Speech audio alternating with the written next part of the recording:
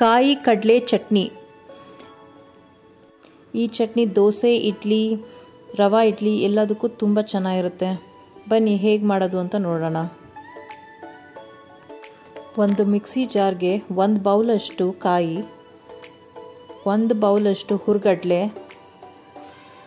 ಒಂದು 4 ಹಸಿರು ಮೆಣಸಿನಕಾಯಿ, ಒಂದು 4-5 ಬೆಳ್ಳುಳ್ಳಿ, ಒಂದು ಸ್ವಲ್ಪ ಹುಣಸೆಹಣ್ಣು, ಒಂದು ಸ್ವಲ್ಪ ಶುಂಠಿ ಮತ್ತು ಉಪ್ಪು 1 ಸ್ಪೂನಷ್ಟು ಮತ್ತು ಅರ್ಧ ಲೋಟದಷ್ಟು ನೀರು ಹಾಕ್ಕೊಂಡು ಒಂದು 80% ಅಷ್ಟು ಗ್ರೈಂಡ್ ಮಾಡ್ಕೊಳ್ಳಿ. ಆಮೇಲೆ ಅದಕ್ಕೆ ಒಂದು ಸ್ವಲ್ಪ ಕೊತ್ತಂಬರಿ ಸೊಪ್ಪು ಹಾಕಿ, ಕೊತ್ತಂಬರಿ ಸೊಪ್ಪನ್ನ ಒಂದು ಸ್ವಲ್ಪ ತರಿಯಾಗಿ ರುಬ್ಕೊಳ್ಳಿ. ತುಂಬ ನುಣ್ಣಗೆ ಮಾಡಬೇಡಿ, ಚೆನ್ನಾಗಿರೋದಿಲ್ಲ, ನೋಡೋದಕ್ಕೂ ಚೆನ್ನಾಗಿ ಕಾಣಿಸಲ್ಲ. ನೋಡಿ, ಈ ಥರ ಅಲ್ಲೊಂದು ಸ್ವಲ್ಪ ಇಲ್ಲೊಂದು ಸ್ವಲ್ಪ ಕಾಣಿಸ್ಬೇಕು ಕೊತ್ತಂಬರಿ ಸೊಪ್ಪು. ಈಗ ಎಣ್ಣೆ, ಸಾಸಿವೆ, ಕರಿಬೇವಿನ ಸೊಪ್ಪು, ಕೆಂಪು ಮೆಣಸಿನ್ಕಾಯಿ ಹಾಕಿ ಒಗ್ಗರಣೆ ಹಾಕಿ ಅದನ್ನು ಚಟ್ನಿ ಒಳಗಡೆ ಮಿಕ್ಸ್ ಮಾಡ್ಕೊಳ್ಳಿ.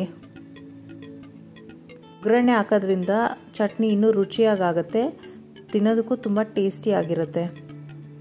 ನೋಡಿ ಎಷ್ಟು ಚೆನ್ನಾಗಿ ಕಾಣಿಸ್ತಾ ಇದೆ. ಕಾಯಿ ಕಡಲೆ ಚಟ್ನಿ ನೋಡೋಕ್ಕೆ ಎಷ್ಟು ಚೆನ್ನಾಗಿ ಕಾಣಿಸ್ತಿದೆಯೋ ತಿನ್ನೋಕ್ಕೂ ಅಷ್ಟೇ ರುಚಿಯಾಗಿರುತ್ತೆ. ಆದ್ದರಿಂದ ಟ್ರೈ ಮಾಡಿ, ಶೇರ್ ಮಾಡಿ, ಎಂಜಾಯ್ ಮಾಡಿ ಮತ್ತು ಸಬ್ಸ್ಕ್ರೈಬ್ ಆಗೋದು ಮರಿಬೇಡಿ. Thank you.